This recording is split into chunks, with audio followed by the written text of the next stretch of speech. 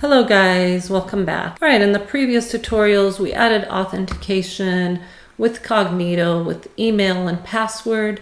In the next couple of tutorials, we are going to add the ability to log in with your Apple ID or a Google or Gmail account. So a couple of things you'll need a Apple developer's account, and you'll need to sign up for the Google Developer Console account. So make sure you go ahead and sign up for those. I'll put the links down below. If you don't already have them, stop the tutorial, go sign up, and then come back. If you already have them, let's get started.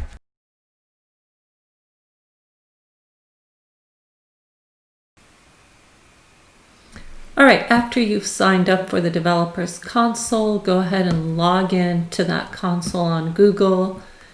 The first thing you'll see is the dashboard, and basically you should see this message that this page isn't viewable because we don't have a project set up yet. So let's go ahead and create a project. We can create a project from here, or we can also create a project from this drop down and just say new project.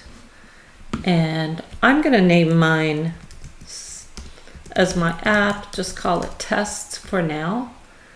And then my organization, and then location, I just put my domain name, and I'm going to create.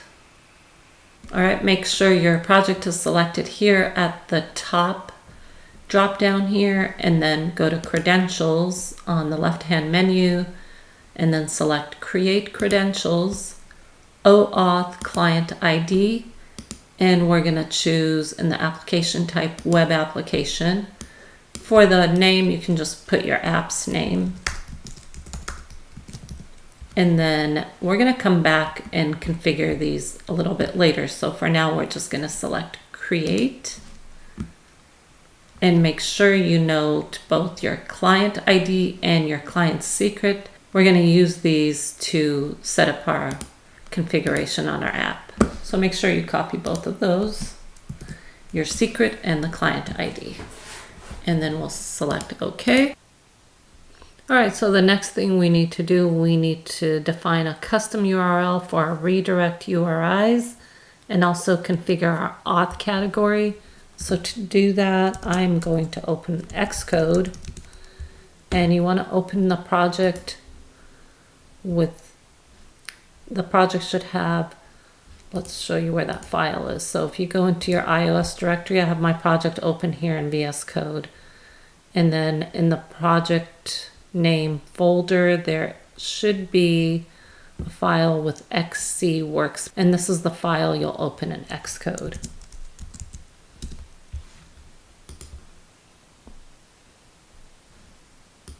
In my project here, make sure you've selected under targets your project name, and then general tab, and then in the bundle identifier, if it has like the test React Native test name, make sure you change that to something like this.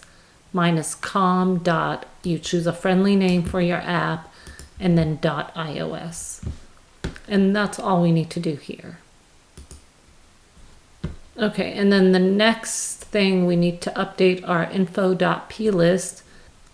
Right, so you'll copy that code that I'll provide in the resources to the end of this file, and make sure you change this line to, make sure you change this here to whatever friendly name you choose for your app.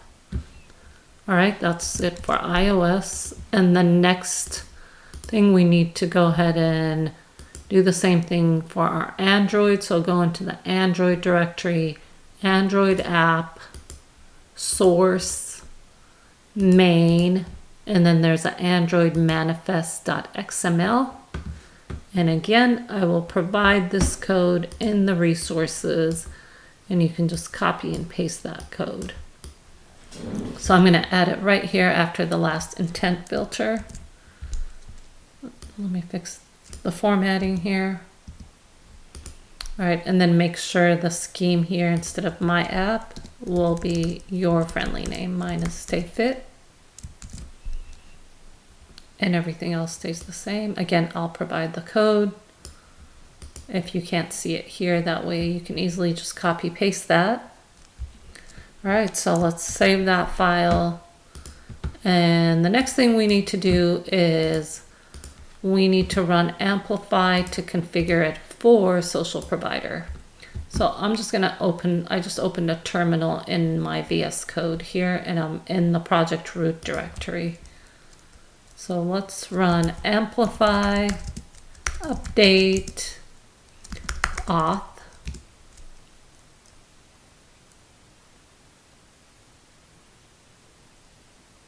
And we're going to select the first one, apply default configuration with social provider. And then here, enter your redirect sign-in URI. That is what we put in our configuration. So mine was stay fit colon, and then backslash twice. Do you want to add another redirect sign-in URI? No. And then your redirect sign out URI is the same thing. Just like that. And then do you want to add another one? No. And then let's select here, we're going to select Google. Okay, now we need to copy our client ID that we generated when we set up our Google credentials. If you didn't save that, you'll need to go back and repeat that step. Make sure you copy the client ID and the secret. Once you save these, it'll save it in a configuration file for you. All right, that's it. And now we just run Amplify push.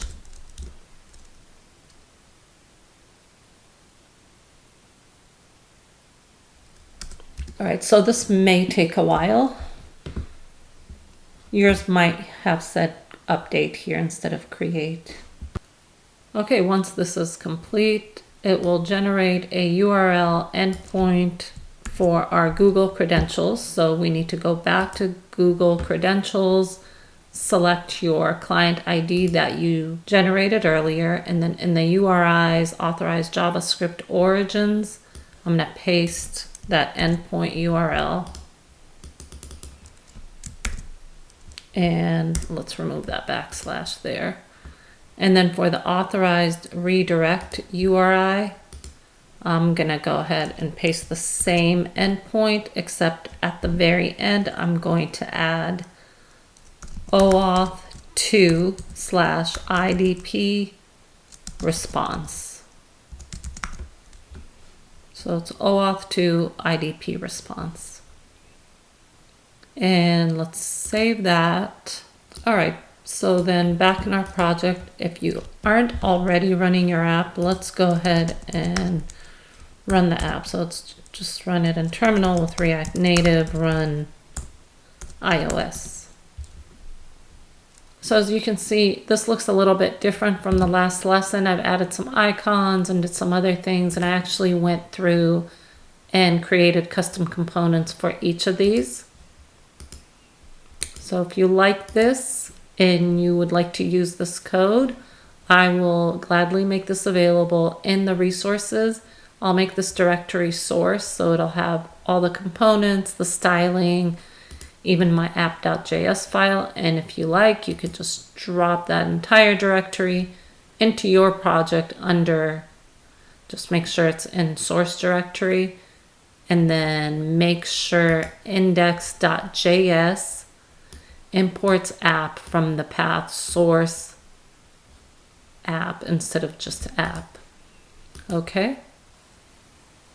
Okay, now we need to set up linking in our iOS module so Amplify can listen to data from Cognito when linking back to our app, because when you log in with Google, it'll redirect you to Google and then it needs to come back to your app. So to do that, I'm going to bring up React Native, and we're going to search for enable deep links. All right, so I'm in the enable deep links, and I'm going to go to the iOS tab here, and we're simply going to copy this code Here we're at iOS 9X or newer. If you want to support iOS 8 or older, then you would copy this part. And then for universal links. So let's go ahead and open our file. So iOS, stayfit, and then it's the appdelegate.m. So I'm gonna first just copy the import statement at the very top here. And then I'm gonna copy the rest of this.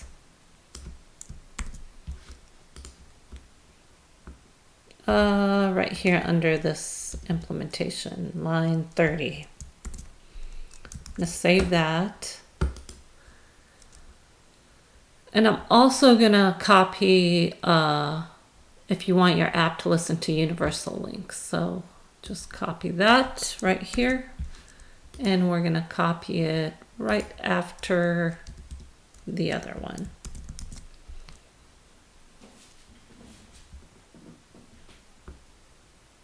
All right, save that file and we're done with that.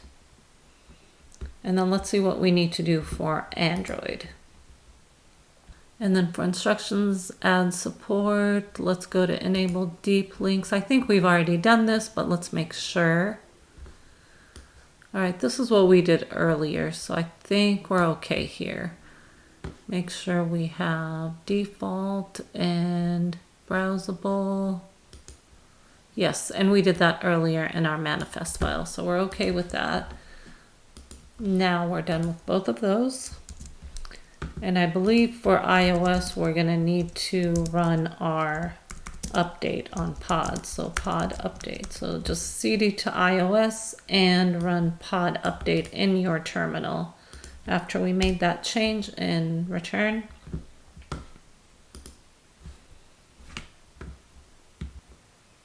Okay, we are ready to set up our front end. So first thing we want to do, I am going to import this high order component called with OAuth from AWS Amplify React Native. And I'm going to go down here and I'm going to wrap this in that high order component with OAuth. So it'll be with OAuth. Save that. All right, and if you don't already have props here in app, we'll pass in props.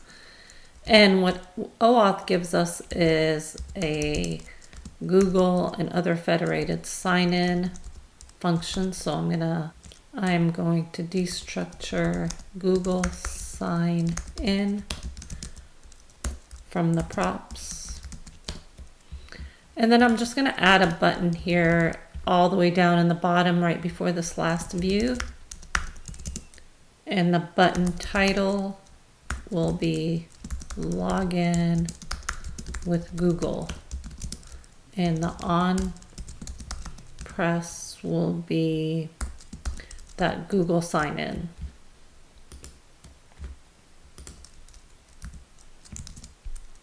All right, so as you can see, it's displayed way down here. Let's move that up a little bit. So I'll just wrap this in a view style. And I'm just gonna do this for now. So I'll just add a margin top, margin bottom. And we'll just say 200. We can play with the styling later. All right, so we've got our button. All right, now that we have our button, let's go ahead and click. All right, so it'll redirect us to Google and we should be able to sign in here, but we want to add one more thing before we test this. Let's go ahead and just get out of this. I'm just going to refresh. Actually, let's go back to our app. I'm going to close this. All right, so instead of this, our app going and opening the link in an outside browser. We're going to add some code so that it can open it within the app browser. And to do that, we're going to import a library called React Native in-app browser reborn. So we'll need to go ahead and install that. So we'll need to install that. So npm i -- save, and it's React Native in-app browser reborn. Paste that, return. All right, so while that's running, we're gonna add some code, and I'll make this available in the resources. We're gonna add a function called URL opener, which is gonna use this in-app browser. And we're gonna change our configure and pass in a few more parameters for OAuth. So let's delete that here. So we're gonna add this function to open our URL inside of our app. And we're also using this linking library to open that URL. So let's go ahead and import that. That's from React Native. Okay. We've got that all set up. And finally, in our app, let's check if our user is logged in or not. So I'm going to go and set a user in use state, and I'll use state hook to manage the user. So let's go ahead and import use state, and I'll also be using use effect. So let me go ahead and import that as well. And then one other thing we're going to use in the Auth Amplify, we're going to import this hub. We're going to use that to listen for auth state to see if the user is logged in or not. So, all right, I'm just going to paste some code here, and I'll make this available in the resources. We're basically listening to see if the user is logged in or not. And if they are, then we're calling a function that basically returns some user data here. And if that user is logged in, it goes ahead and sets our user state to that data. And if the user is signed out, it sets the user to null here. All right. And let's check one more thing. Let's go over here in our, let's do it right before our authenticator. I'm gonna just check to see if user is logged in here, and if they are, let's go ahead and render a button to sign out.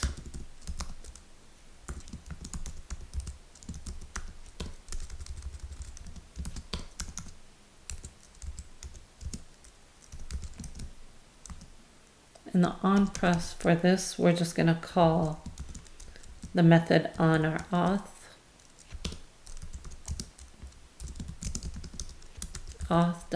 Auth.sign out.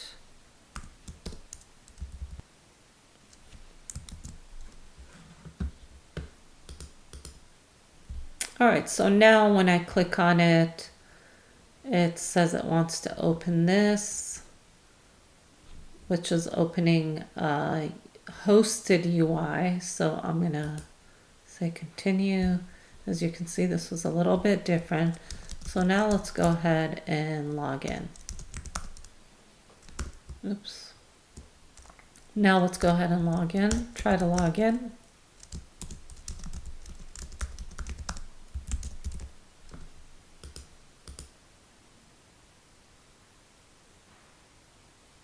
All right, right, there we go. And now we are back to our app with a sign out. Looks like we're signed in. So you should see all the links to the code and any useful links in the resources. In the next tutorial, we'll go through and we'll customize our button and make it look nicer.